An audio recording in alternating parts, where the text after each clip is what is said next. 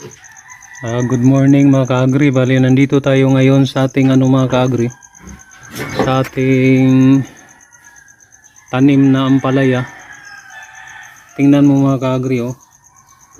Wala pang isang mga ka-agri, wala pang isang linggo, nagsimula na siyang nagsipag-akyatan mga ka-agri. Yan. Galing dito, hindi ko pa na ng organic na to eh.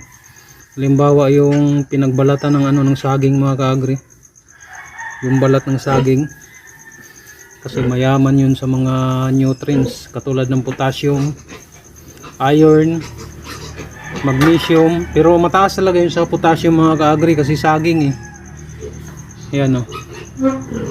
Ang naanuhan ko lang dito mga ka-agri, ang nagsuporta lang dito yung mga inano natin sa lupa na mga dinurog na dahon, ginugupit-gupit na dahon, at saka yung ng kakao.